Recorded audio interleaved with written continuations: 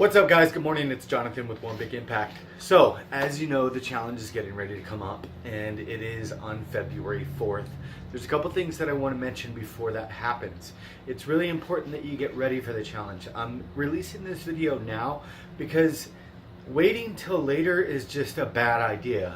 Our lives are busy. We scramble around and do all these things to try to get in line. It's just a really, really bad idea.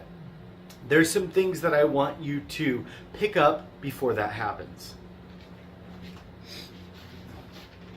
You know just as well as I do, time slips by, and it's really important that we're ready for this. Most important thing is that you create a plan, okay? Whether it's in a journal, hold that thought. You can do something like this. Use something like this. You can use a college binder. You can get all these things for like literally pennies at Wally World. So if you did something like this, you could kind of just say, hey, this is my goals for the month. This is what I want to achieve. This is how I'm going to go about doing it. This is the meal plan I'm going to follow, and so on. Second most important thing, like I just said, is going to be the meal plan. Not only do you have to have an overall plan, but then you kind of got to hone in. Okay, what's my fitness goal? What's my measurement goal? What's my meal plan that I'm going to follow? Because if you go into this not knowing really kind of how you're going to go about it, then how do you expect to actually ever achieve anything? The most important thing here is achieving something. Whether it's achieving more regularity as far as like your fitness is concerned, or your exercise, or your meal planning, or your goals, or whatever it is. But without kind of systematically understanding what you're supposed to be doing. If you look at some people like Angela Purdue, Mary Frances, and people like that that are in the group, there's others that actually plan, and they are really good at journaling. Look at those individuals and try to get some of their information. Ask them for tips, ask them for help. You guys, Healthy Living for a Healthy Life is a family full of amazingly gifted and skilled individuals, and that includes you. You might not think you have something to offer, but you're probably really good at something else that can help something that can help someone else. So please share what you can do. Share, have others share with what they do with you, and so on. Couple things. Now, for those of you that have been on the journey a while, maybe you don't need this stuff. Maybe you do. Measuring cups. I have said this a million times. Everything that I talk about in this video, by the way, there is a link in the description below. Please use my links. It's Amazon. I'm an affiliate. I do get a small percentage. I appreciate you guys' support. Make sure you pick up measuring cups. One of the most important things that you can do is measure what you're eating. I don't give a shit who you are. You cannot eyeball a freaking tablespoon of olive oil. Okay? Because even if you're a little bit off, maybe even a quarter tablespoon, it's 50 calories.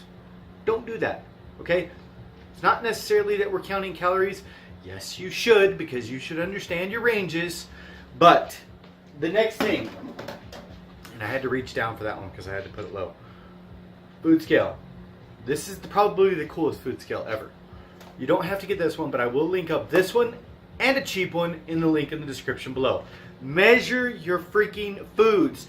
Most importantly, the reason I say measure, measure, measure, measure is because there's going to be a day, it's going to happen, when you don't have your food scale. I'm not recommending that you do that, but the day that you don't have your food scale, if you have weighed it 75 times, you're probably going to be a lot better at guesstimating rather than guesstimating from the beginning. The next thing, and probably one of the single most important things beyond anything else, is measurements. If you're going to be following this plan, we're going to be doing exercise. We're going to be following exercise plans, whether you're going to do this as the cream on the crop, and you're going to add it on top of whatever you're doing, or you're going to be doing just this and you're just getting started. Measuring your, let's say, your biceps, your quads, your calves, your waist, and your hips, and your bust would probably be the single most important spots, okay? If you need a template, there's plenty online. I don't necessarily need to do it, but there is a free one in the files section of the group. Third most important thing, and I'm trying to do these by importance, but to be completely honest, they're all extremely important.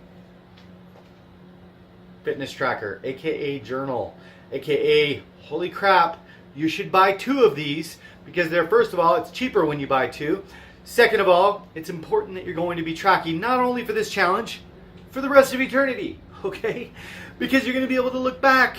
You're going to get discouraged a month, 6 months, maybe 5 years down the road, and you're going to look back and you're going to be like, huh, well, I sure have come a long way. I guess I should keep going.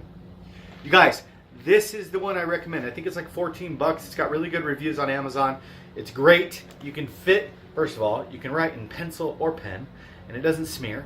And it's really nice because it's paper. It's thick cardstock. It's got tons of information in there. It's basics, and it's not overly confusing. Okay? The next thing. Meal prep containers. Thank you, Dawn Wellspring. She sent me these. I will put these in the link in the description below. The reason I stopped using the Rubbermaid takeaways is because they were too small and there was too many of them.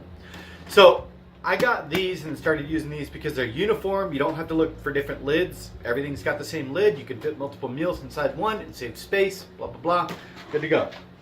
The next thing, reusable water bottle or a bunch of cases of water, okay? I know I should be about the environment, but you know what? That's not what my channel is based on, okay? If it helps you to get a bunch of water bottles, so be it. Recycle. It's a good thing, please. But beyond that, I want you to be making sure you're drinking your damn water and staying on it on a regular basis. Next thing, if you are focusing on building muscle throughout this process, I would personally recommend a whey protein. And the reason I would do that is a whey protein isolate, because I have a sad tummy that does not work well with any, let's say, milk products. I'm lactose intolerant, so whey protein isolate is really good for tummy issues. It's not that much more expensive. It's like $1 difference. You can get a whey protein. Just make sure you check the carbs and everything like that. But the reason I recommend a protein shake, and only time I would recommend it if you're working on this and you're doing low carb, is going to be directly after your workout, because it's a fast digesting protein and it basically stops your body from being catabolic, from breaking down muscle. And it says, hey, hold on, cool, it's cool, we got protein, and then protein synthesis and building can start, and it leaves your muscles alone, and then you hopefully will in turn burn fat. You guys, I hope that's everything. I hope I covered everything. If you think of anything like tennis shoes, a gym bag, I'll put some headphones in there because you might be doing some running, jogging, walking, something like that. Just throwing it out there. But it's possible. You guys, let's have a blast. Seriously, it's going to be 30 days. It's a free challenge. I wish all of you guys the best freaking results possible. Be stronger than excuses. Remember to spread love, not hate. And thank you so much for the support. Peace.